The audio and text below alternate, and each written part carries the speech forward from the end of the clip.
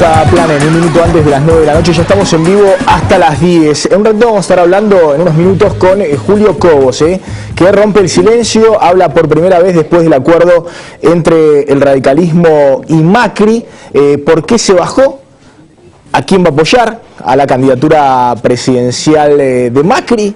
¿Está la posibilidad de parte del radicalismo apoye a Sergio Massa? Bueno, en nuestros estudios Julio Cobos ya está con nosotros, vamos a estar hablando porque se vienen temas fuertes, importantes, y era el candidato del radicalismo que mejor medía. Sin embargo, se bajó y hoy está como candidato del radicalismo el que medía muchísimo menos que Cobos. Le voy a preguntar cómo es esa lógica de construcción política del radicalismo. Vamos a hablar también un ratito con dos economistas, uno del PRO, el otro del Frente Renovador de Sergio Massa. ¿Hay que devaluar para sacar el cepo en la Argentina?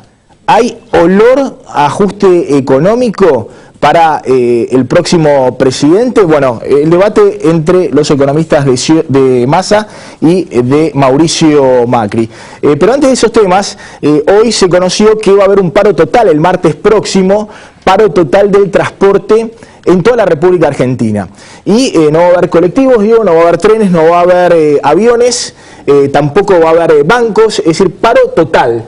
Sobre todo porque ha garantizado este paro la unanimidad de los gremios del transporte y sobre todo los de este señor, Roberto Fernández, el titular de la UTA, Unión Tranviaria y Automotor, que garantiza que no se mueva un solo colectivo en todo el país, incluso los micros de media y larga distancia, y este señor Maturano, junto con el Pollo Sobrero, que garantizan que no se muevan los trenes. Sí, se precipitó, ¿no?, la medida de fuerza, porque en principio se estaba discutiendo entre los gremios de transporte, estaba pendiente la definición de Roberto Fernández, la UTA, que es el gremio que más relación tiene con el gobierno nacional, que ya más de una vez a último momento se bajó de una medida de fuerza. En este caso son 22 gremios del transporte, algunos tienen que ver con ferroviarios, como la Fraternidad, como la seccional del Sarmiento, la seccional oeste que preside el Pollo Sobrero, sí, pero también los señaleros y también los camioneros de Hugo Moyano.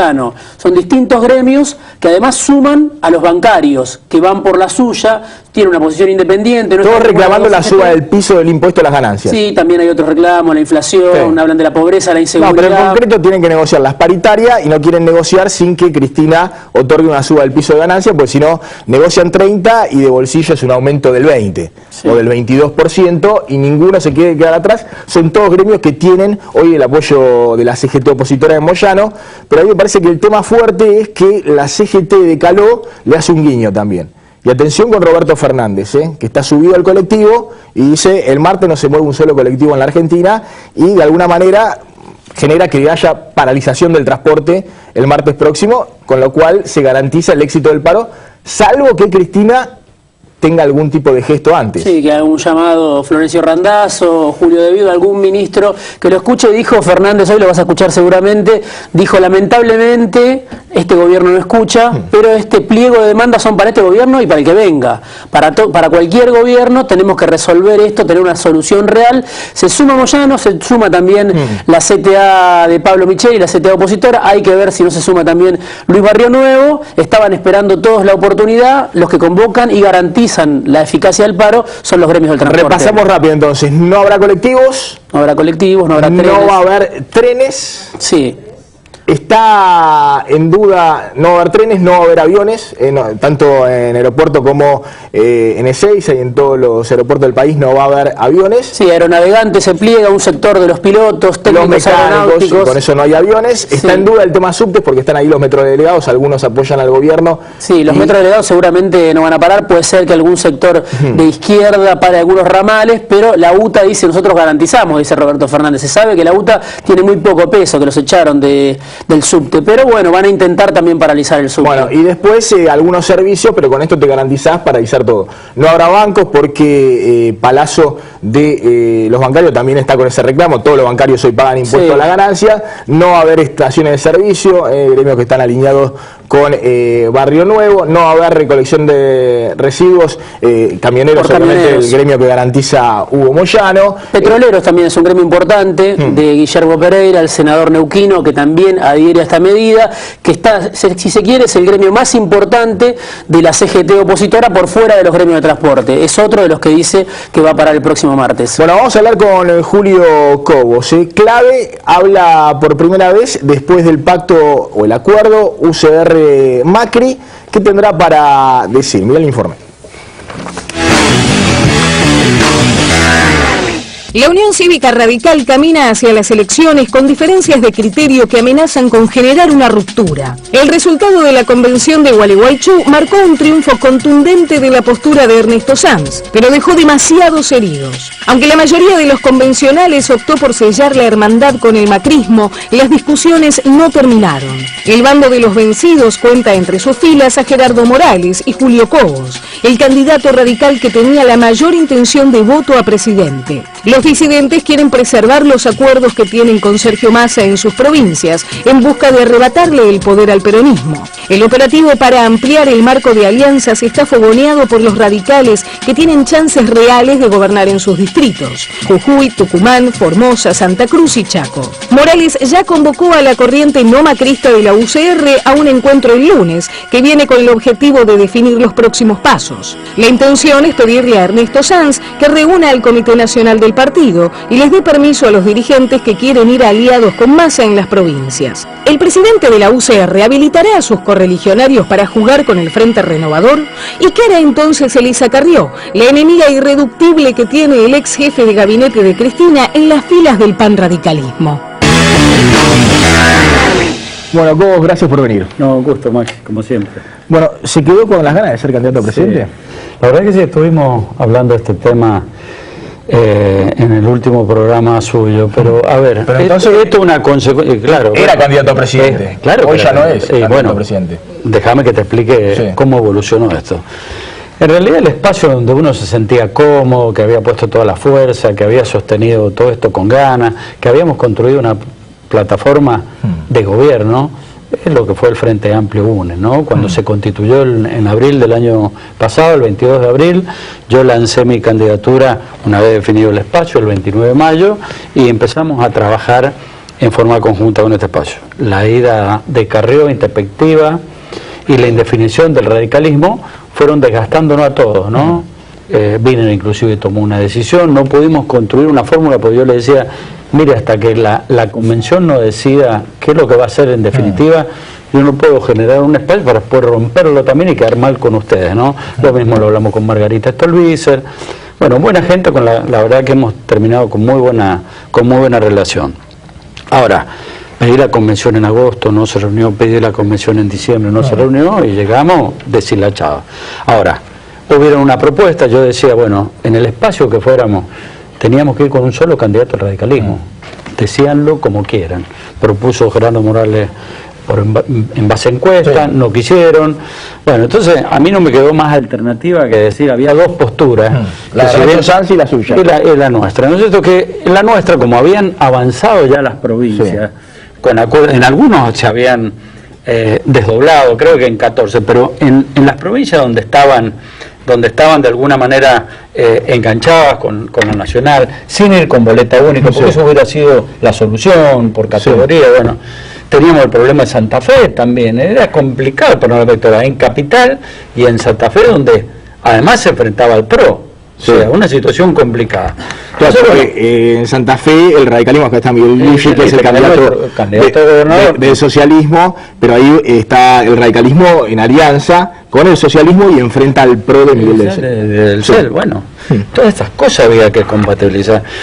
Y por ahí lo que más se daba para contemplar la situación de todos los candidatos a gobernador, y quizá con la ilusión de sostener el espacio y consolidar un frente también dentro de este espacio con el socialismo, con Margarita Stolbizer, que si bien no nos habían dicho que sí, bueno, sonaba que sí más aceptable en un gran frente, una gran primaria. Bueno, entonces yo le digo, mire, la convención en definitiva tiene que definir dos cosas, tiene que definir la estrategia electoral y unificar un candidato, no querían encuesta, entonces digo yo, bueno, mire, yo asumí ahí y dije, mire, yo estoy representando una propuesta.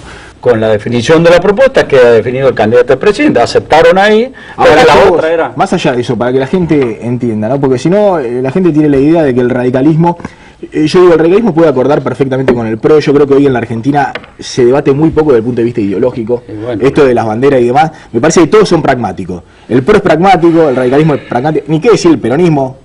¿Qué va a reclamar el kirchnerismo? Pureza ideológica, si después lo tira a Gildín Frana, a Verde Herrera, a Fellner. Y van de la estatización a la privatización.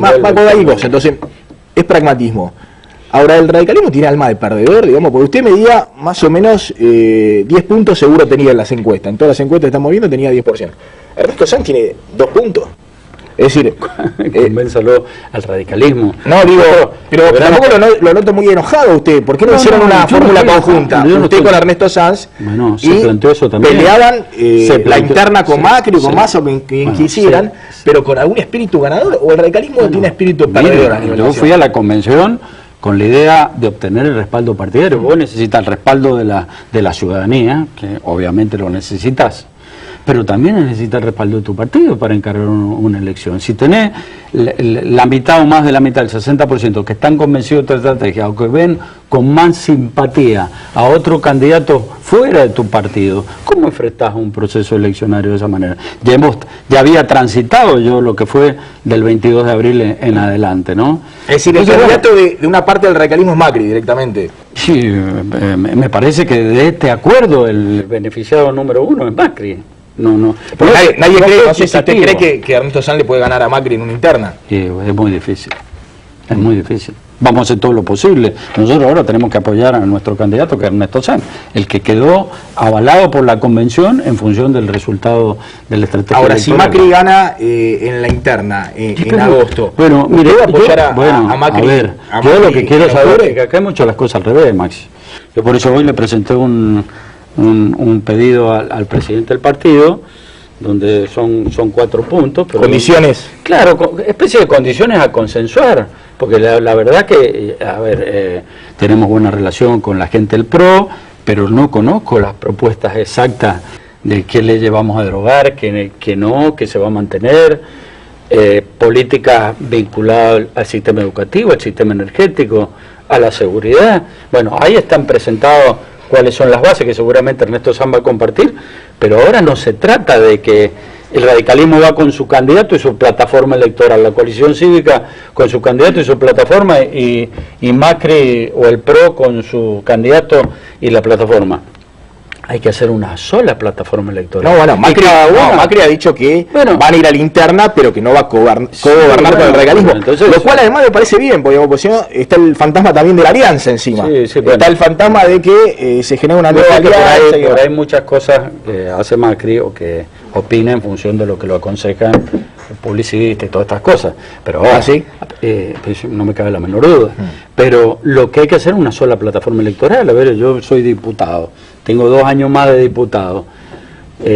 Para apoyar el resultado al quien gane en las primarias, tengo que saber qué es lo que se piensa, y hay que elaborar, está en la ley, hay que presentar una única plataforma electoral. Así que bueno, ahí hoy he presentado ciertas cosas que... En algunas provincias había acuerdos del radicalismo con Macri y en otras con Massa.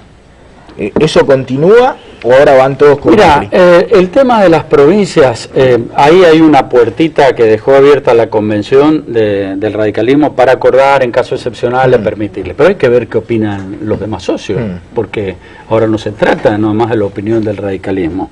Y por otra parte, hay que ver qué es lo que ocurre con los proyectos que están del oficialismo en diputados, donde cuando empezaron a ver esto es la posibilidad de que algunos candidatos a gobernador del radicalismo, con posibilidad de ganar, fueran colgados de varias listas, le van a encontrar la vuelta en la reglamentación de las PASO o en una nueva ley que diga, no señor, mire, esto está tergiversando. Pueden ir con un solo candidato. Pero, a ver. Claro, Gerardo Morales dice que quiere ir colgado de todo, que si él puede colgarse de la boleta de Massa, de la de Macri, no la Algarita Stolbizer, lo va a hacer. Quizás cambiando de gobernador. Quizás en el tema de gobernador, mientras no aparezca una reglamentación o una ley nueva de las PASO que prohíba eso, que seguramente la va a impulsar el el justicialismo, el Frente para la Victoria, también, por lo que yo hablo con Morales, se pretende algo similar en los cargos de diputados nacionales, y eso no se puede, porque por la ley nacional de las PASO, para eso se ha creado. Los frentes electorales son los que pueden competir, tienen que competir y no podés ir enganchado en ninguna boleta. ¿Puteó después de la convención? No, yo mire, ya lo... Dígame, si es verdad, de ser humano. No, yo había trabajado mucho y había recorrido el país y tenía una... Bueno, no importa, algo queda, siempre hay un valor agregado. Pero dije, mire, nuestro partido que habla de recuperar instituciones, bueno, los partidos políticos son instituciones, y hay forma de regular el mecanismo de las instituciones. Nos ganaron, ¿qué quiere que haga? ¿Me vaya caliente, que me lleve la pelota y diga yo soy el que más mido? No, pero lo vamos a respetar. Ahora, voy a tratar, desde mi posición, desde mi pensamiento, tratar de que el marco con que se construye esa plataforma, bueno, respete los principios radicalismo. Diego Lleno, una pregunta para Cobos. Sí, ¿qué gana el radicalismo yendo a perder con Macri? Porque la verdad, bueno, pregúnteselo a los convencionales que lo votaron, no me pregunte a mí. No, pero yo creo... ¿Qué creen de los convencionales? Querrán compartir el poder. Usted dice que no hay posibilidad de que gane, dijo usted. El radicalismo en la primaria es muy difícil. Bueno, uno ve las encuestas, algo que venga un proceso de una campaña muy exitosa, a lo cual nosotros vamos a poner todo el esfuerzo para nuestro candidato que está representando la UCR, y tiene que irse a la Cuando usted dice quiere compartir el poder, lo que le pasa al radicalismo es, a ver, para que la gente entienda, que hay muchos diputados, que hay muchos dirigentes que quieren cargo, hace tiempo que no están en un gobierno y quieren sí, pero están más preocupados por los cargos legislativos, están más preocupados por los cargos legislativos, y la verdad que no sé cómo se va a poder hacer eso, salvo que hay un acuerdo con el PRO de la coalición cívica de armar listas en conjunto.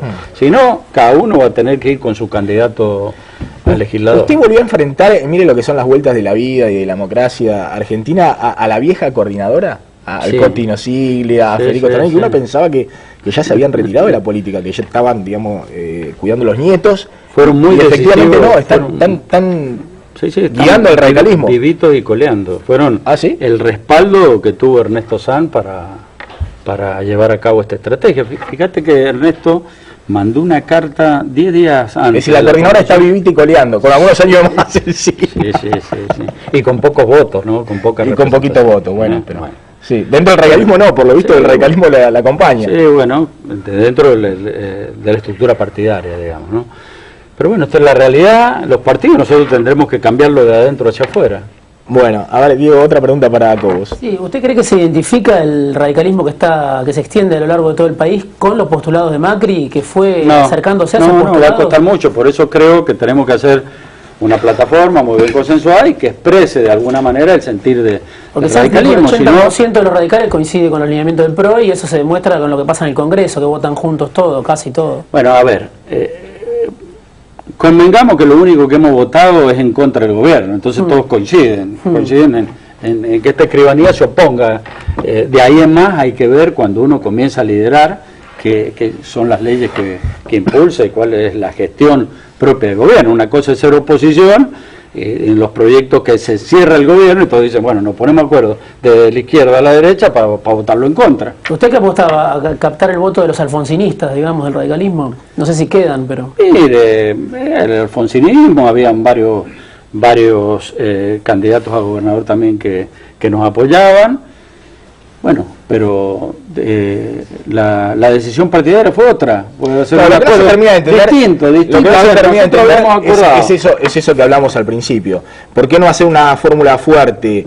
Cobos, Sanz, Margarita Stolbizer en la provincia de Buenos Aires, y es una fórmula que por ahí en interna le hace frente a Macri o le hace frente a Massa, y termina un candidato único fuerte en la oposición. Esa era nuestra estrategia. Primero, ante el debilitamiento que sufrió el Frente Amplio UNE, la posibilidad de hacer una gran primaria, convenciéndolo, porque yo hablé varias veces con Hermes Wiener y varias veces con Margarita, que ya te digo, no me dijeron que sí, pero evaluaban la situación. Lo de Nisman a Margarita, ella me decía, a mí me afectó mucho, la gente nos pedía unión, nos pedía esto, veamos en este país qué es lo que pasa más adelante, Bueno, eso hubiera sido una buena alternativa, pero ya en un pasar de un espacio político donde se excluye a los otros y se da prioridad a los que no intervenían en ese espacio, es lo que nosotros no compartíamos. Nosotros decíamos en nuestra propuesta, refortalecer las relaciones con el socialismo, con el GEN fundamentalmente, y de ahí abrir lo más amplio posible. A ver, rapidito, hay algunos temas que están dando vuelta, está lo del paro, lo que hablamos recién. Bueno, lo del paro, a ver, sí. yo mañana hoy presentamos un proyecto de emisión, pero mañana estoy terminando un proyecto de ganancia. A ver, yo siempre digo, ganancia. Hoy el problema que iban a tener las paritarias iba a ser el impuesto a la ganancia, no la inflación. Pues todos acuerdan, claro. Sabemos la inflación fue los docentes universitarios privados 38%, claro. 34%, 35%.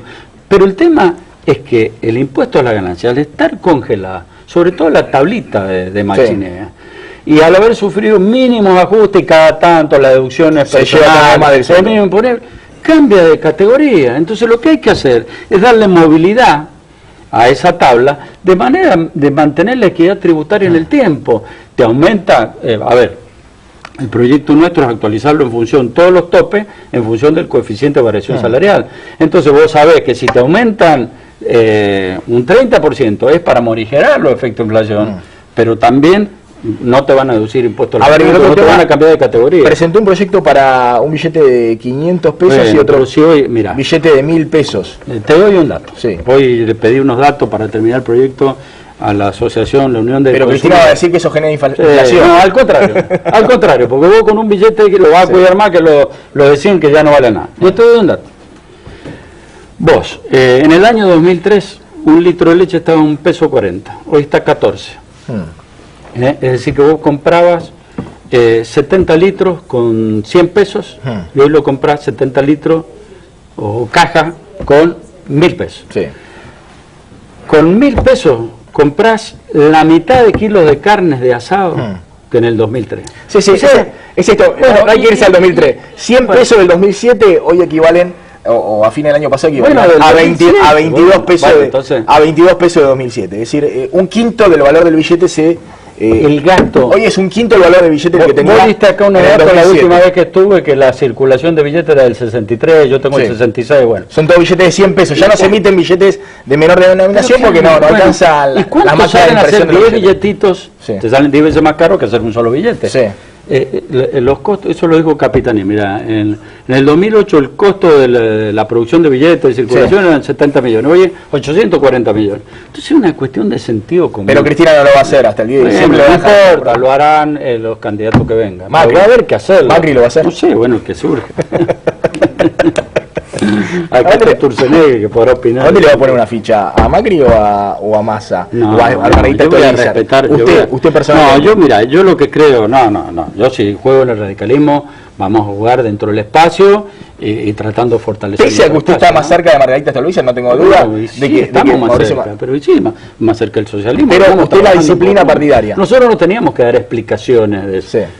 Bueno, pero te vuelvo a decir, a ver, si pensamos en el largo plazo en un país, yo creo lo que hace falta, pensemos en la institución. El radicalismo no puede reclamar la institucionalidad si no la ejerce y no demuestra su propia institucionalidad. Te guste o no te guste, si no te tenés que ir del radicalismo. Es un club raro el radicalismo. Es un club raro. Bueno, ya lo decía Ilia, ¿no?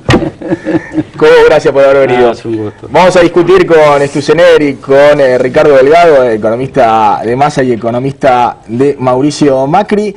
¿Se viene un ajuste económico? ¿Hay que devaluar para salir del cepo? Mirá el informe. En el año electoral, los gremios del transporte vuelven a desafiar al gobierno y la escena se repite. Los 22 sindicatos que agrupan a ferroviarios, aeronáuticos, marítimos, camioneros y colectiveros le pusieron fecha a la primera huelga de 2015. Paralizarán la actividad el martes 31 de marzo en todo el país, en rechazo al impuesto a las ganancias y en contra de la inflación que deteriora el poder adquisitivo de los salarios. Una vez más, el último sindicato en sumarse fue el de los colectiveros, decisivo a la hora de garantizar la contundencia de la medida. No escucha y si no se escucha, lamentablemente no se puede gobernar y esto es la realidad de lo que está pasando. Tenemos que estar más unidos que nunca. ¿Para qué? Para que podamos conversar con el gobierno que sea, hacer una política coherente para que tengamos un país feliz. A 5 meses de las elecciones y 9 del cambio de gobierno, los sindicalistas de las 2 CGT aceleran las reuniones en busca de unificarse. Desde el gobierno, el ministro de Transporte, Florencio Randazzo, salió a cuestionar el paro y dijo que debe ser el último recurso. Randazzo llamó a los gremios a reflexionar en busca de desactivar el reclamo. Mientras la oposición denuncia que la inflación, el cepo y el déficit fiscal financiado frenan las inversiones, el sindicalismo ya se prepara para plantar una agenda de demandas al próximo gobierno. ¿Qué propuestas tienen Mauricio Macri y Sergio Massa para salir de la trampa de la economía kirchnerista? ¿En qué se diferencian las recetas del líder del PRO y las del ex jefe de gabinete de Cristina? Bueno, un ratito vamos a hablar con Victoria Donda, que ya está en nuestros estudios, y también con Miguel Lipschitz, precandidato a gobernador del socialismo en Santa Fe. Les voy a preguntar si la centroizquierda, los progres, se quedaron sin candidato presidencial o si todavía lo tienen. Y también a Victoria me interesa, porque ayer la estuve escuchando en el relato impactante de cómo la casaron a la madre, ¿no?, para después matarla, y a su papá también. ¿Por qué cree que Cristina sigue sosteniendo al general Milani, jefe del ejército, imputado por delitos de lesa humanidad, por delitos cometidos durante la dictadura militar, la desaparición en concreto de un soldado, además de otros delitos, otras causas de torturas y demás, de participar de esos operativos? Ya estamos con Ricardo Delgado, economista del Frente Renovador, y con Federico Sturzenegger, diputado nacional del PRO, y también un economista de confianza de Mauricio Macri. A ver, ahora vamos a hablar en qué se diferencian Massa y Macri desde el punto de vista económico, si es que se diferencian, pero ¿hay que devaluar para salir del cepo? A ver, yo creo que... Hacemos silencio entre todos y vamos directamente con Donda y con Lipschitz. Sí. No, yo creo, Maxi, que lo que hay que pensar es que a partir de agosto la sociedad va a elegir un camino que va a definir qué tipo de transición económica va a querer. Y me parece que en el Frente Renovador hay gente con gestión probada y con resultados probados que en momentos muy críticos de la Argentina, 2002, 2003, han demostrado capacidad, experiencia, gestión y resultados. Digo, los mejores resultados económicos de la Argentina están en cabeza de Roberto Lavagna, de Aldo Piñanelli cuando eliminó el Corralito y el Corralón, siendo presidente del Banco Central, en Martín Redrado, en Miguel Peirano. Entonces me parece que esa respuesta, la respuesta a esa pregunta va a empezar a darse en las urnas a partir de las primarias de agosto. Está bien, pero lo firmo, digamos. El Frente Renovador tiene los economistas de mayor experiencia y el PRO tiene los economistas más cancheros. Ahora, cuénteme en concreto, para salir del cepo, porque si no me hacen la gran, nosotros tenemos la chapa, nosotros somos pero me parece que no es los que mejor estudiamos, tenemos la Fundación Pensar. En Maxi, concreto, vamos a hablar de temas concretos. Para salir del cepo, ¿hay que devaluar o no? Maxi, me parece que vos estás viendo el tema en el mundo K. En el mundo K. En el mundo K, si este gobierno decidiera salir del cepo y pasa cualquier cosa, porque la gente no tiene confianza. Sabe que es un gobierno que se financia con inflación, que el tipo de cambio se va moviendo, es un mundo donde no hay confianza, la gente no quiere invertir en Argentina, la gente le tiene miedo al peso a ver, vos lo mostraste lo que era el billete de 100 y cómo fue perdiendo valor. Entonces la gente se refugia en aquello que le da protección, que es el dólar, ¿no? Entonces vos tenés que verlo no en plan M, sino en el mundo M, el mundo de Macri. No. Sí. Entonces, ¿qué es diferente? Que va a ser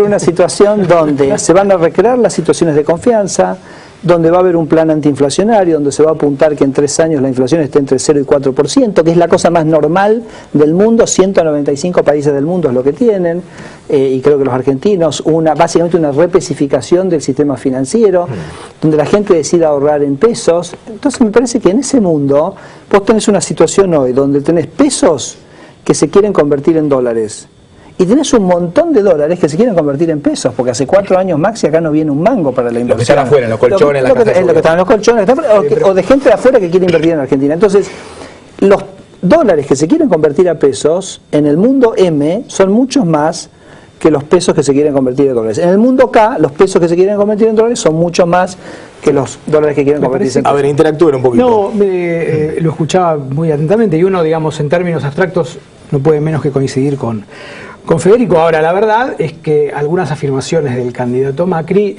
son bastante simplistas. Esto de que el 11 de diciembre se termina el cepo en Argentina, yo creo que Federico, y no lo quiero poner en una situación compleja, salvo que Macri venga con un billete de 15.000 millones de dólares debajo del brazo, de la noche a la mañana, difícilmente se pueda. Digo, para poner algunos números, 6.000 millones de dólares a hoy se le deben a los importadores, digo, y forma parte de la recesión que estamos viviendo. Entonces, nosotros hemos planteado, antes, hace más de 8 meses, Sergio Massa planteó la salida del cepo gradual dentro de una lógica de desinflación de la economía, que tenga metas fiscales y monetarias, que tenga incentivos muy claros a la inversión, con reducción en algunos sectores de impuestos, básicamente en el campo, en el sector agrícola, y mucha institucionalidad, un nuevo INDEC, un banco central que gane autonomía que hoy ha perdido en manos del Tesoro. En fin, digo, un programa que permita en esos 100 días ir liberalizando esto que es un cepo, no solo al ahorro, es un cepo a la inversión. Y ahí coincido con Federico, me parece que hace casi 4 años que no entra un dólar a la Argentina y que además la tasa de inversión de los propios argentinos sigue cayendo. Ahora, todos coincidimos en que el dólar a 8.70, con la inflación que ha habido desde la devaluación del año pasado, bueno, ya quedó muy barato. De hecho, a 10 pesos se lo llevan todos los meses 500 millones de dólares autorizados por AFIP. Entonces la pregunta es, bueno, y está bien, hay un paquete que queda con el dólar fijo. ¿Le pasa al próximo gobierno inexorablemente tener que devaluar o hay forma de salir de esa trampa? Me parece que digamos, el tipo de cambio es el resultado, ¿no? O sea, vos mirás, por ejemplo, la economía suiza. La economía suiza es la economía con los salarios en dólares más altos del mundo. ¿Y sabes lo que tuvieron que hacer? Tuvieron que liberar el tipo de cambio porque se les apreciaba. El franco suizo se hacía más fuerte. No lo podían aguantar en 1.30, lo dejaron, se fue a 1. ¿Por qué? Porque es una economía con tal nivel de productividad que a pesar de que, y por eso tienen salarios en dólares altos, ¿no? Te pueden mirar. Bueno, lo que le pasó a Brasil también durante mucho tiempo. No, todo lo contrario, porque y justamente... le cayó el dólar durante mucho tiempo. No, eso sí, pero déjame decirte que la génesis es totalmente diferente. Porque la génesis fue una entrada de capitales de corto plazo. No es que Brasil estaba teniendo un boom exportador y entonces el tipo de cambio se fue, digamos, fortaleciendo, sino que fue mucha plata financiera que entró, te apreció, que es lo que Argentina se equivocó aceptando eso en el pasado, ¿no? Entonces, de hecho esto es un tema que hablamos mucho con Mauricio. Mauricio dice, no podemos dejar que los flujos financieros de corto plazo te estén dictando cuál es el valor del tipo de cambio. El peso, eventualmente, ¿qué quiere? Que sea lo más fuerte posible, porque eso quiere decir que los salarios en Argentina suban. Pero eso va a ir ocurriendo a medida que podamos consolidar un proceso de exportación. Pero te digo una cosa, el tipo de cambio no es el único elemento de la productividad. O sea, vos tenés logística. La logística es fundamental. Hoy estuvimos discutiendo en el Congreso la propuesta de los ferrocarriles, que nos parece muy interesante, que creemos que puede tener una rebaja muy importante en los costos de logística, si querés después lo conversamos. El costo del capital, fundamental también en la ecuación. Una empresa contrata trabajadores, contrata máquinas, entonces básicamente lo más importante es bajar el costo de ese capital para que puedan invertir y generar puestos de trabajo con mayor productividad, y después el costo fiscal, que es, me parece, donde Macri tiene las mayores credenciales a partir de su gestión de los últimos 7 años en la ciudad de Buenos Aires, de la eficientización del gasto público. Bueno, ¿no? acá dicen economistas que están compitiendo en la ciudad que hay mucha presión impositiva en la ciudad. Dice Lustó, por ejemplo. Ha crecido fuerte, ¿no? Bueno, pero no, a ver, yo digo lo siguiente. Ahora, supongamos que Macri quiere bajar impuestos. ¿Cómo hace para bajar impuestos cuando hay 5 puntos del PBI de déficit fiscal? Déjame decirte hacemos todos magia. Cuando uno mira la gestión de la ciudad de Buenos Aires los últimos 7 años, vas a encontrar lo siguiente. Cuando uno mira, por ejemplo, el gasto en la planta, ¿no? Macri llegó con 120.000 empleados, hoy tiene 120.000 empleados. Así que en eso no hubo absolutamente ningún cambio. Con el crecimiento en el nivel de actividad económica se fue generando más recursos. Y esos recursos permitió que se pasara de invertir el 3% del presupuesto a invertir el 20% del presupuesto, ¿no? Entonces yo creo que hubo una mejora, porque digamos acá la discusión no es Estado chico grande, sino Estado que funcione o Estado que no vamos funcione. A ese punto, entonces al otro tema que quería hablar, que no me respondió, me respondí con la ciudad de Buenos Aires, pero quiero hablar a nivel nacional. Todos coinciden que hay 5 puntos del PBI, más de 200.000 millones de pesos que se financian con la maquinita de imprimir pesos, y que eso ya no es más financiable con esta inflación, con la corrida del dólar y demás. Bueno, ¿cómo se equilibran las cuentas del Estado sin hacer un ajuste? Bueno, de vuelta, si uno mira la foto, es muy compleja, porque la foto que seguramente vamos a recibir como herencia es de la de una economía en recesión, después de 2 años ya largos de caída de la actividad económica, y evidentemente una eficientización del gasto, que es lo que me parece que hay que hacer. Digo, y yo no hablo de ajuste, me parece que el gasto tiene que volver a crecer a la tasa a la que crecen los ingresos genuinos, que son básicamente los impuestos que recauda el Estado Nacional. No se puede hacer evidentemente en un escenario, en un escenario recesivo. Entonces lo primero que hay que hacer es liberar todas las fuerzas productivas y generar condiciones para que la inversión sea de vuelta el motor que ponga a la economía en marcha y que la economía argentina empiece a salir de este atolladero complejo. Lo que sí me parece que hay que poner un foco muy fuerte en, insisto, la eficiencia del gasto. Nosotros hemos identificado muchas partidas en donde la prestación, ¿sí?, del Estado en términos de servicio público es muy pobre, y el crecimiento del gasto está yendo mucho más allá, y no solamente por una suma muy fuerte de empleo público improductivo en muchos casos, sino también en contrataciones, en sobreprecios y demás, que eso va a permitir reducir... ¿Qué hacen con los subsidios? Porque acá está Miguel Lipschitz, que es el candidato del socialismo en Santa Fe, y en Santa Fe paga mucho más caro, por ejemplo, la luz, el gas... No solo Santa Fe, sino un santiagueño, ¿no? Déjame contestarte un poco la pregunta y incluye esto, ¿no? Vos bien lo dijiste, 5 puntos del PBI de déficit, ¿ok? Eso hoy el gobierno lo está financiando, 3 puntos con deuda, eso del desendeudamiento es todo verso, ya pasó, 3 puntos con deuda y 2 puntos con el impuesto inflacionario, ¿ok? Entonces, una de las primeras cosas que nosotros dijimos es que el impuesto inflacionario tiene que desaparecer, pero es un impuesto que lo pagan sobre todo los que menos tienen. Entonces vos puedes tener una recomposición de decir, aumento impuestos, aumento, digamos, recursos, en el mismo monto que vos bajás el impuesto inflacionario, es totalmente neutro para la familia. ¿Se entiende? O sea, subís una cosa y bajás otra. Y me parece que no hay mucho más que eso. O sea, después la mejora de los números fiscales, en tanto tenga que ocurrir, es con un crecimiento, es básicamente manteniendo el gasto público constante. El gasto público ha subido muchísimo. Pero hay 250.000 millones de pesos en subsidios económicos concentrados en Capital y Gran Buenos Aires. Manteniendo el gasto público, manteniendo el gasto público constante, el crecimiento del PBI te va a dar más recursos, y eso te va a permitir ir bajando impuestos, que ahí el primero que se baja es la inflación, como te dije, y después está la discusión si se baja IVA, se baja... ¿Ustedes no tocarían los subsidios económicos? Únicamente en tanto en cuanto se use para bajar el impuesto inflacionario, porque de esa manera uno se asegura que las familias no pagan más en neto. Maxi, las familias ya tienen una carga tributaria que es la más alta en la historia. Entonces me parece que pedirle a la familia más, no. Bueno, llegó el momento, el que de alguna manera tiene que acomodar es el sector público, ofreciendo mejores servicios y costándole menos al contribuyente. Por supuesto que la madre de todas las batallas es la inflación. Está claro que el 10 de diciembre a la tarde el presidente que asuma va a tener que lanzar un plan de estabilización de precios, está claro. Y dentro de eso tiene que venir una racionalización de los subsidios. Claramente no es justo, en términos distributivos y en términos entre las distintas regiones, que un santiagueño pague 4 veces o más la luz que un porteño o que un bonaerense, ¿no? Porque en términos de ingreso per cápita, claramente, y por supuesto, bueno, en el caso de los santafesinos o de los cordobeses, digo, esas son inequidades que la Argentina gradualmente tiene que empezar a ver, no se le puede pedir a las familias integralmente más contribución. Entonces, si hay que hacer algo para bajar el impuesto inflacionario, se puede hacer, pero te repito, eso deja a las familias pagando lo mismo que ahora. Está bien, pero bueno. No, pero es que es así, la pregunta que ¿por qué? Hacen todo, che, me va a subir la luz, me va a subir el gas, me van a quitar los subsidios. ¿Por qué querés pedir que se haga algo que no es necesario hacer? Pero vas a tener menos inflación, vas a tener una lógica. No sé lo que piensa Federico, una lógica, digamos, de reducción gradual de la inflación. Le pregunto por último, en todo caso breve, ¿qué diferencia el modelo de Macri del modelo de Massa desde el punto de vista económico? No voy a discutir de YPF o de aerolíneas y demás, que todos dicen sí, tenemos que hacerlo más eficiente, no lo vamos a privatizar. Pero el PRO votó, pero en esos casos el PRO votó muy distinto al Frente Renovador. O a los que integran hoy el Frente Renovador que estaban en otro espacio, ¿no? el PRO votó en contra de la estatización de YPF, el Frente Renovador no.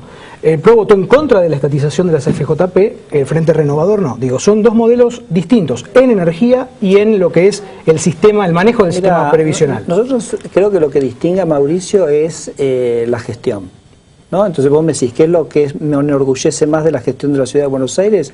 Lo que hemos hecho en educación pública, lo que hemos hecho en transporte público. Entonces, me parece que ahí es donde está, o sea, esa posibilidad, porque digo, yo quería, digamos, decirle a Julio, el verdadero progresismo es una buena gestión, es cobrarle menos a la gente para darle mejores servicios, y darle esos servicios con un foco. Planes sociales, el mejor plan social de Argentina es Ciudadanía Porteña, que nosotros lo heredamos del gobierno anterior en la ciudad, que lo hicimos crecer, que lo mantuvimos. Entonces me parece que esa coherencia en básicamente decir el Estado al servicio de la gente es lo que me parece que la gente está viendo en el caso de Mauricio. Les agradezco a los dos, es muy interesante el diálogo. Bueno, pese a que Sturzenegger dice que el progresismo está con Mauricio Macri, en el mundo M. Ya vamos a hablar en el mundo Macri. Ahora vamos a hablar después de la tanda con Miguel Lipschitz y con Victoria Donda, a ver si el progresismo está con Macri candidato o si se quedó sin candidato, o si hay otro candidato. No, pero preguntarle a Victoria Donda si es cierto que la Ciudad de Buenos Aires es el único distrito donde la gente está dejando la educación privada para volver a la pública. Y que te diga si es cierto o no. Histórico, que ustedes se quieran adjudicar. ¿Histórico? Que la Ciudad de Buenos Aires... ¿Histórico? Sí, que ustedes se quieran adjudicar la calidad de la educación pública en la Ciudad de Buenos Aires... La gente está dejando la educación privada para volver a la pública, Victoria. Nos estás tomando el pelo a todos. Digo, tenés que mirar la realidad con objetividad. Tenés un problema de poco poder adquisitivo de muchas familias de clase media, media baja, y que históricamente la educación pública en la ciudad... Pero ustedes no lo lograron. Los gobiernos que se decían progresistas no lo lograron. Destruyeron la educación pública. ¿Cómo es? Bueno... No, tanda cortita y ya volvemos, no se vayan.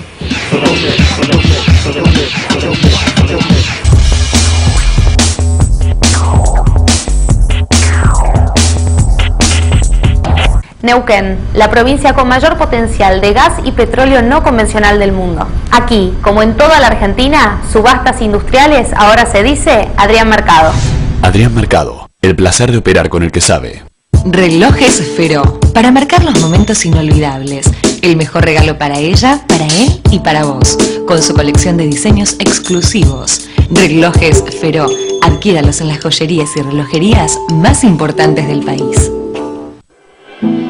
Tecnistone, mesadas de cuarzo del más alto nivel, al costo de un buen granito.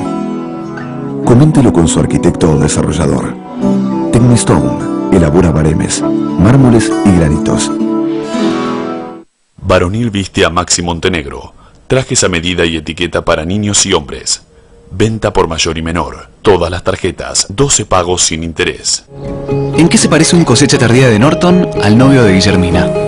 Bueno, Guille, mi amor, quiero aprovechar que estamos todos juntos para pedirte la servilleta.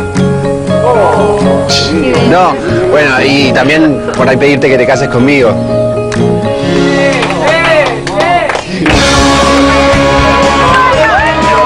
Es fresco y dulce, como a vos te gusta. Cosecha tardía, de Norton. Que te ayuden. Que estén ahí cuando lo necesitas. Que te den una mano. Y te puedas levantar. Manos francas y nobles. Que producen. Que crean. Que trabajan. Manos cálidas, pequeñas, fuertes. Manos siempre solidarias. Que solas ayudan. Pero juntas no las para nadie. Con esas manos hacemos un banco siempre dispuesto a darte una mano. Porque es un banco solidario. Banco Credicop Cooperativo. La banca solidaria.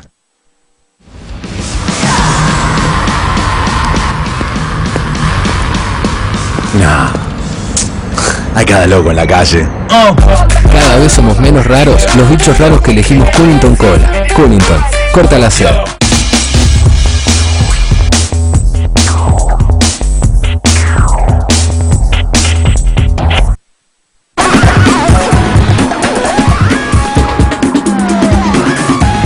Seguimos en Plan M, ya estamos con Victoria Donda, diputada nacional de Libres del Sur, y con Miguel Lipschitz, que es precandidato a gobernador en Santa Fe por el Frente Progresista Cívico y Social, que es el espacio del socialismo y el radicalismo que van a enfrentar a Miguel del Cel, que es el candidato fuerte del PRO en la provincia de Santa Fe. A ver, dos cosas quiero hablar con ellos. En primer lugar, si hay un espacio de centroizquierda que ha quedado vacante, porque se bajó Wiener, se bajó Cobos, acá estaba hace un ratito contando que se quedó con las ganas, y bueno, se quedaron sin candidato a la centroizquierda, se quedó sin candidato presidencial. Y después quiero hablar con Donda del tema Milani, ¿no? Porque ha habido en las últimas horas dos referentes de los derechos humanos que me parece que están utilizando políticamente la bandera de los derechos humanos. Me refiero a Eve y a Estela de Carlotto. Pero bueno, ¿se quedaron sin candidato presidencial el progresismo? No, yo creo que vamos a tener un candidato, una candidata en este caso, que va a ser Margarita Stolbizer. Tiene anunciada su lanzamiento para el 9 de abril. Tenemos un proyecto que no se ha caído en absoluto, que sigue siendo el mismo, que es un proyecto sólido, un proyecto que tiene futuro y que también tiene una estructura de programas, de valores compartidos, de idea de futuro de la Argentina, y que además tiene que ver también con una experiencia de gestión que venimos haciendo en la provincia de Santa Fe. Y por otro lado, creo que tenemos una muy buena candidata y que hay un espacio vacante en la sociedad argentina, un espacio que no vota Macri, que no vota peronismo, o por lo menos este peronismo, que no vota Scioli o Massa, y que necesita o espera otra posibilidad, otra alternativa, otra expectativa. Y creo que nosotros vamos a representarlo muy bien con Margarita. Ahora, Victoria, ¿no quedó ese espacio de la centroizquierda ocupado por el kirchnerismo? Y después ya tenés a la izquierda de Altamira, que también está construyendo fuerte, ¿no? Pero un espacio donde Cristina dice no hay nada queda un espacio, a mi izquierda. Queda un espacio grande, queda un espacio de aquellos que no ven en el kirchnerismo nada superador, por lo menos no ven un proyecto de continuidad y no están de acuerdo con algunas políticas. Y lo que vamos a hablar acerca de Milani es parte de con qué cosas no están de acuerdo, que no creen que haya que naturalizar la corrupción, que no creen que la corrupción es un daño colateral del crecimiento. Hay un espacio grande de la sociedad y que tampoco ven en el trotskismo. Yo los respeto mucho, me parece muy bien que tengan representación parlamentaria, pero eso no es un proyecto para gobernar este país, por lo menos. Entonces, hay un espacio grande de la sociedad que es, como dice Miguel, el que apostamos nosotros a representar. Un espacio que está representado y que además ha demostrado que es muy eficiente en la gestión y que se demuestra todos los días en la provincia de Santa Fe, que se demuestra en la ciudad de Rosario, que ahí nosotros en esa tradición de gestión realmente progresista, ¿no? Como recién estaban hablando, es donde abrevamos y es lo que planteamos llevar a nivel nacional. Ahora, ¿y cuál sería la diferencia con el kirchnerismo entonces, en ese espacio? Vos decís sin corrupción y sin contradicciones, ¿eso es? No, no es solamente eso. Nosotros creemos que, por ejemplo, cuando hablas de los subsidios, el ordenar los subsidios, el que no es posible que una garrafa de gas social salga más plata que lo que terminan pagando los sectores más pudientes. Cuando vos hablas de los impuestos y les preguntás a los dos economistas que tenías acá sentado, o le preguntás a un economista kirchnerista, ninguno te va a decir que acá hay que ponerle impuesto a los sectores que más tienen, que son los sectores financieros. Hablan de reorganizar los subsidios de no sé qué, de que las familias no pueden soportar más impuestos, que es cierto, pero ninguno te habla de por qué ninguno habla de ponerle impuestos a los que sí pueden pagar. Este espacio político es un espacio político que, entre otras cosas, tiene diferencias con el kirchnerismo económicas importantes, porque el kirchnerismo no tocó la matriz tributaria. Fíjate que hay leyes fundamentales del neoliberalismo que este gobierno, que dice ser nacional y popular, no tocó, y que nuestro espacio político sí plantea de verdad modificar. Lipschitz, ustedes en Santa Fe, ¿no? Con el socialismo gobernando junto con el radicalismo ahí, ¿no? Hoy están enfrentados al kirchnerismo, porque por otro lado Macri está buscando polarizar, y también Cristina, ¿no? De un lado Cristina y del otro lado lo que ella llama la derecha, Macri y los que se suman al radicalismo, y bueno, en los últimos tiempos ha habido fotos del gobernador de Santa Fe con Randazzo, ha habido, pareciera ser más sintonía entre el socialismo y el kirchnerismo que con Macri. No, lo que ocurre es que obviamente el gobernador está gobernando su provincia y tiene que tener necesariamente vínculos, relaciones, encuentros con autoridades nacionales de las que dependen muchos proyectos que hoy se están llevando adelante en la ciudad de Rosario o en la provincia de Santa Fe. Por ejemplo, el tren que va a vincular Buenos Aires con Rosario, que probablemente se ponga en funcionamiento en pocos días más, y obviamente es un proyecto en el que la provincia de Santa Fe está interesada y que lleva adelante el gobierno nacional, pero eso no tiene nada que ver con compartir un espacio o un proyecto político. Creo que acá en la Argentina claramente hay dos proyectos en pugna. Uno es el del gobierno, que todos sabemos de qué se trata, nadie tiene ninguna duda sobre lo que representa hoy este gobierno, y por otro lado el proyecto del macrismo, que intenta desplazarlo desde un lugar de una centroderecha modernizada, por decirlo de alguna manera, y creo que hay una tercera propuesta, un tercer proyecto, que es el que nosotros representamos, que hoy tiene tal vez aparentemente menores chances electorales, pero que es sustancialmente distinto en términos de valores, de principios, de gestión, porque la gestión, hay que hacer una gestión eficiente, como decía Sturzenegger, es correcto, pero la gestión no puede estar independizada de los principios, de los valores, de las ideas políticas, de los proyectos de sociedad, de construcción de un país, de una comunidad, y me parece que en eso hay fuertes diferencias sobre el rol de lo público, el rol del Estado, el rol de lo privado, de las empresas, quién debe cargar con el grueso de la carga tributaria, como decía Victoria. Bueno, estas cosas creo que nos diferencian sustancialmente. A ver, hablemos un poquito de derechos humanos.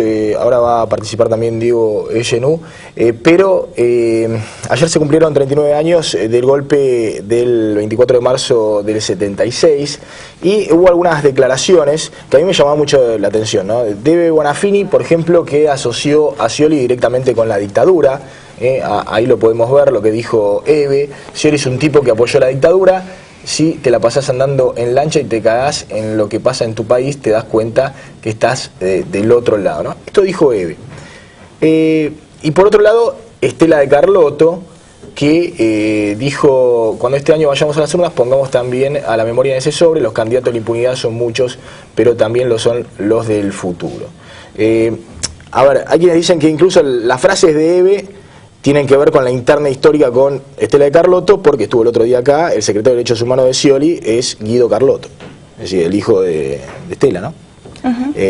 Ahora, ¿no se está utilizando mucho desde el punto de vista político partidario o incluso en la rencilla el tema de la bandera de los derechos humanos? Sí, claro. Sí, es un gran error.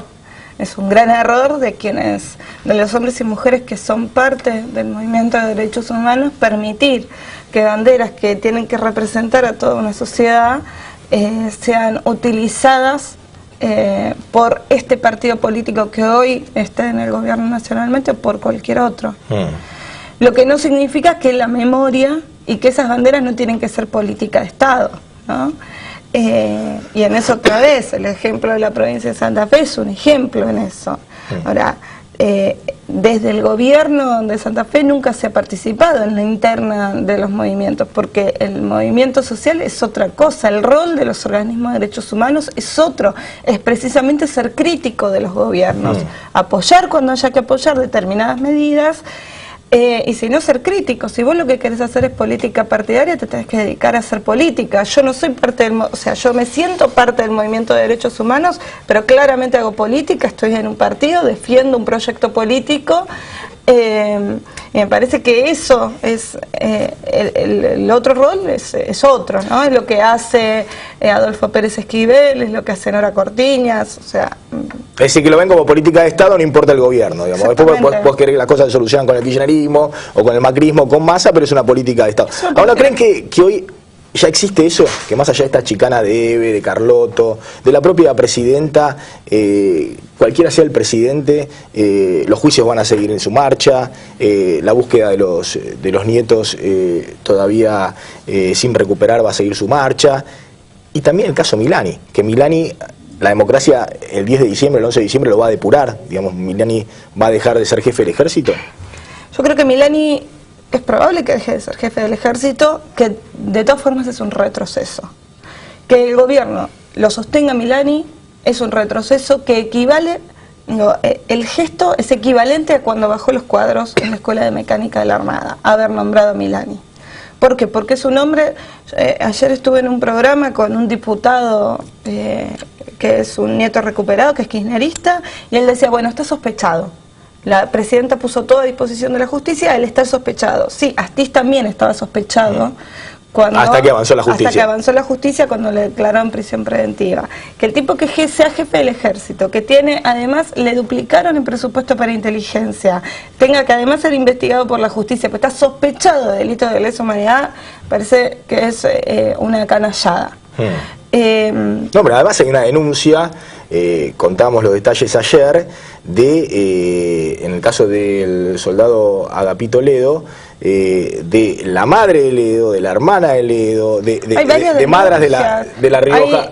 Digo, en esta en particular de la desaparición de un soldado. Después hay otras denuncias por torturas. Por torturas y por haber entrado como parte de patotas. ¿Y por qué crees que Cristina comete lo que de alguna manera sería un error garrafal desde el punto de vista de haber tomado la bandera de los derechos humanos y después nombrar no en un puesto cualquiera, sino jefe del ejército? Uno dice, Menem no hizo nada, hizo indulto, obediencia de vida, las leyes, el punto final, pero tenía al general Balsa, digamos, de jefe del ejército, ¿no? Que hizo en su momento una autocrítica. ¿Por qué Cristina pone justo al tipo? Porque cree que está blindada. Yo creo que ella piensa que está blindada y lamentablemente quienes deberían criticarla, que son parte de ese movimiento, no salen a criticar por la estructura, otra gran diferencia con la que nosotros tenemos, la forma de construir políticamente, que es absolutamente piramidal y donde vos no puedes criticar porque sos parte de los gorilas apátridas que quieren el golpe de Estado. Entonces nadie la sale a criticar. Además, Maxi, porque creo que este gobierno ha hecho del doble discurso una herramienta que utiliza permanentemente, ¿no? Dice una cosa y después actúa en sentido contrario. Entonces reivindica la soberanía de YPF, de haber recuperado YPF y hace un acuerdo con Chevron. Recuperamos los ferrocarriles, pero sobre la base de un acuerdo con China, que es absolutamente lesivo para los intereses de la Argentina. Entonces, en los derechos humanos me parece que a veces pasa lo mismo, ¿no? Es decir, levantamos banderas, pero después actuamos en otro sentido, lo de Milani claramente, o la ley antiterrorista y tantas otras cosas, porque cuando uno empieza a mirar finamente, empieza a encontrar los signos de posiciones absolutamente diametralmente opuestas al discurso que se sostiene. Este es uno de los graves puntos de debilidad de este proyecto kirchnerista, ¿no? Que ha levantado banderas que son muy caras para todos los argentinos y después las desvirtúa con acciones que van en el sentido contrario. Y esa forma de manosear esas banderas, que es lo que decía Miguel, ha generado el caldo de cultivo para que algunos candidatos de la derecha, como Macri o Massa, digan que los derechos humanos son parte del pasado. Por eso es cierto que la justicia va a avanzar. Ahora, una cosa es tener un gobierno que esté decidido a acompañar ese proceso de la justicia, y otra cosa es no tenerlo porque ese gobierno piense que los derechos humanos son parte del pasado. Con el tema de los nietos, el trabajo de abuelas es invalorable. O sea, yo hoy puedo estar acá y decir que me llamo Victoria porque me encontraron las abuelas de Plaza de Mayo. Ahora, no deja de ser una organización no gubernamental. A los nietos los tiene que buscar el Estado. Los archivos hay que desclasificarlos. Para eso necesitamos un gobierno que no sea un gobierno que represente el pasado, los 90. Por eso no queremos ni a Macri ni a Massa en el gobierno, y por eso tampoco queremos la continuidad del kirchnerismo, que durante todo este tiempo lo que hizo es mantener el doble discurso que decía Miguel, y queremos otro gobierno. Te hago la última. Yo imaginaba si fuera Macri presidente, ¿no? Y tuviera como jefe del ejército a Milani, sería un escándalo. Los organismos de derechos humanos estarían todos los días en la Plaza de Mayo. Y supongo que sí. Lo mismo si fuera Scioli el presidente, o si fuera... Bueno, ¿qué pasa, digamos? Porque vos conocés a muchos de de otros militantes políticos, o del kirchnerismo, de derechos. ¿Qué pasa por la cabeza, digamos? El proyecto nacional vale más que cualquier sospecha sobre el jefe del ejército. Es la idea de que se está construyendo un país... y que, bueno, estas son cosas, desvíos que después se van a retomar. Supongo que sí. La verdad es que no hablo con ninguno, digamos, sobre estos temas. como para saber qué es lo que pasa. Supongo que sí. Supongo que sí por un lado. Y por otro lado, lamentablemente, este discurso de 10 años de recuperación de la política es un discurso. Porque si no, no se explica cómo en un país donde la política creció 10 años, hay gente que no discute política. ¿Por qué no discutimos? ¿Por qué no podemos discutir con estos sectores que son parte del gran universo de movimientos de derechos humanos? ¿Por qué lo sostienen a Milani? Y no lo podemos discutir porque hay un vaciamiento de discusión de la política que no pueden discutir con otro que piense distinto. Y ese vaciamiento después se refleja en otras cosas, como del CEL en la provincia de Santa Fe. Si hay un tipo misógino en la política, machista y que detesta a los pobres, es ese hombre que nadie en la provincia de Santa Fe se merece. Y sin embargo, es hoy un exponente en la política porque durante 10 años se le fue restando también sentido al debate político en serio. Victoria Donda, Miguel Lipschitz, gracias por haber venido. Me quedé sin tiempo, nos vamos volando a la tanda y nos despedimos. Gracias.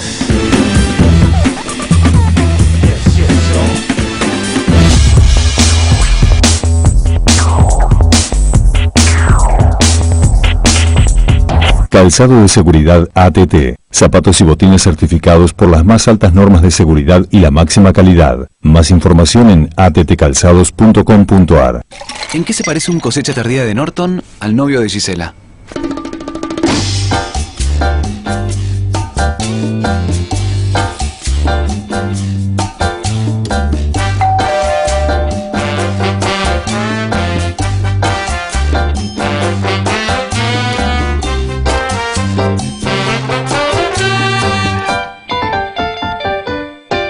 Es fresco y dulce, como a vos te gusta.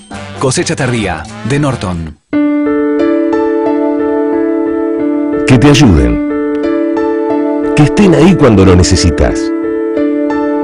Que te den una mano. Y te puedas levantar. Manos francas y nobles. Que producen. Que crean. Que trabajan. Manos cálidas, pequeñas, fuertes, manos siempre solidarias, que solas ayudan, pero juntas no las para nadie. Con esas manos hacemos un banco siempre dispuesto a darte una mano, porque es un banco solidario. Banco Credicop Cooperativo. La banca solidaria.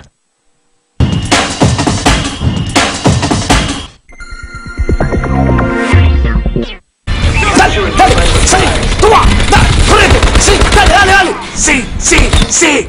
¡Vamos! ¡Jugando esto soy un monstruo! Cada vez somos menos raros los bichos raros que elegimos Cunnington Cola. Cunnington, corta la sed.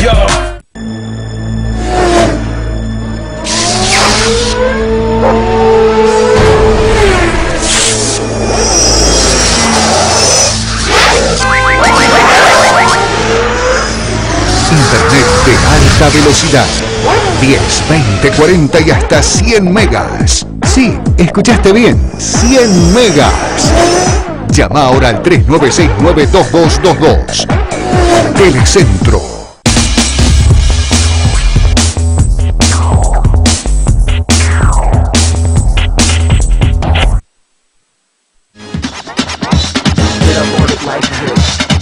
Quédense en Canal 26, ya llega Clara Mariño con A Fuego Lento. Nos encontramos mañana como siempre a las 9 de la noche aquí en Plan M. Chau, pásenla bien.